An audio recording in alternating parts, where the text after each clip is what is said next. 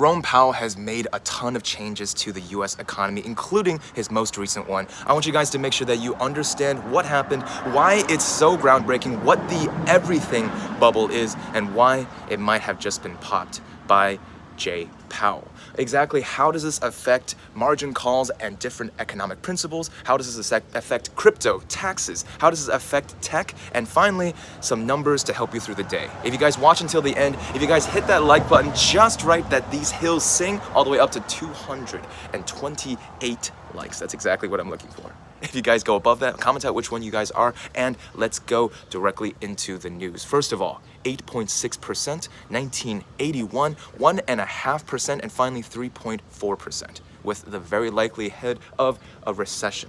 A quote from the hearings these past few weeks is that a recession, a high interest rate and low unemployment is already a bad thing, but a high interest rate and a recession with millions of Americans out of jobs is a catastrophe. That's what Senator Elizabeth Warren told Jerome Powell on the Senate hearing floor. It is a disaster right now because what we're looking for is a soft landing. With everybody making money, right, paying off their credit cards and trying to spend more during the period before hyperinflation, we had a problem. People were spending $1,000, for example, on a purchase and then $1,000 on their credit card bill. Now they're paying back their credit card bills while that interest rate is rising, 75 bips, 0.75%.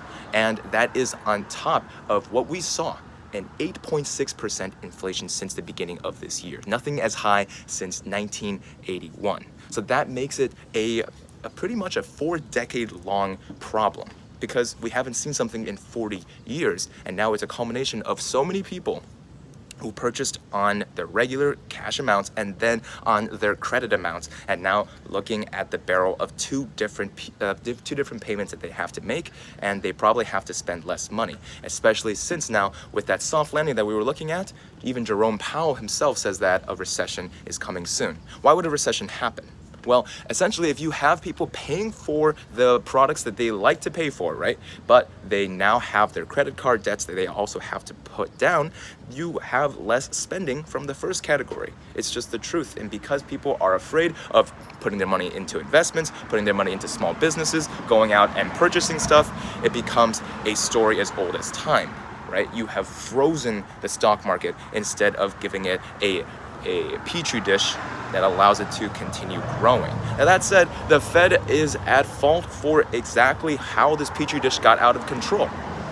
You might assume that the Fed has something to do with the pandemic recovery. That is very, very true. They allowed new time real estate owners, now we're getting to real estate, to be able to have their own properties at adjustable rates, far, far more lenient in the beginning. Something that a lot of new time real estate owners, people with McMansions that have never had it before, you know, TikTok 10-year-olds that I might be meeting here at VidCon. If you guys want to be able to know why I'm here, watch until the end. I might even put some clips on social media at Andrew Mo Money, and you guys might be able to see me live right here. Ask me a couple questions about your personal finance. I'll be here all week in Los Angeles. So let's take a listen to what Jerome Powell even said about the financial system. He said that a recession is possibly on the horizon because of the soft landing that we cannot make. Essentially, we've been talking about cascades and domino effects.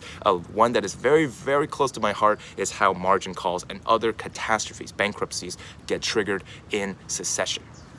This is very similar to the idea that we just covered with a lot of people in investments all over the place as the markets start collapsing one at a time. A lot of the very, very vulnerable markets right now are in tech. So a company like Peloton or like even bigger companies like Spotify, Twitter, Netflix that are cutting their staff and then ending up with a lot of backlash that hurts the stock even more, that could end up cascading as hedge funds and other retirement funds that have invested in these NASDAQ heavy tech stocks then go belly up as well.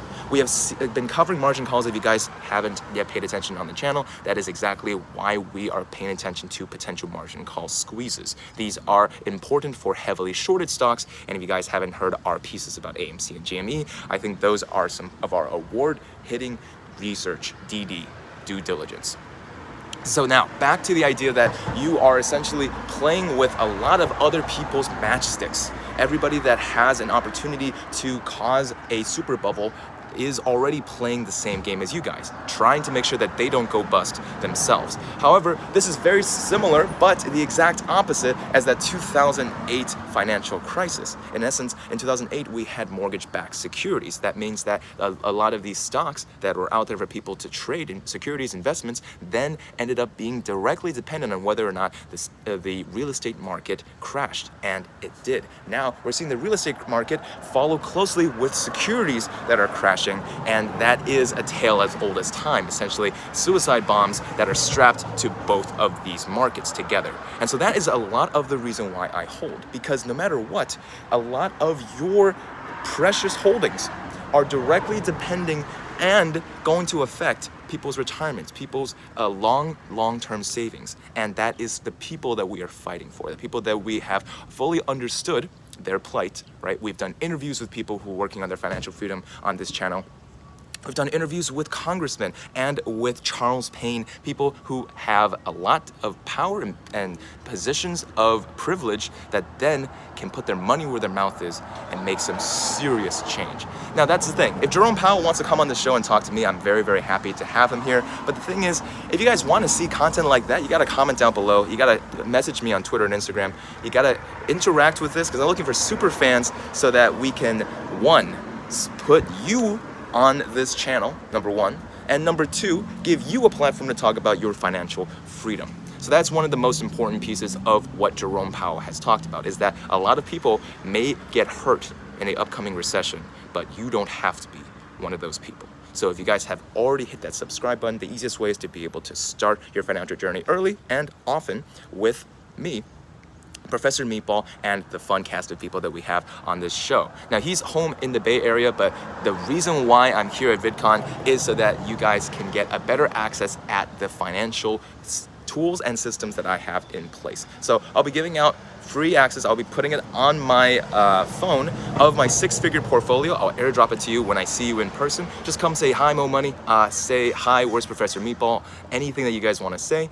And if you guys want a personal private session, the easiest way to get eligible for that is to make sure that you're subscribed on this channel, subscribed on the second channel, it's in the description down below, and finally, making sure that you guys are just cool people in general, because that's the people that I want to make sure are the people that don't get hurt, that get the up-to-date knowledge, that have turned that alert button and the subscribe button on so that they understand when that next Jerome Powell big announcement or the next SEC big announcement is.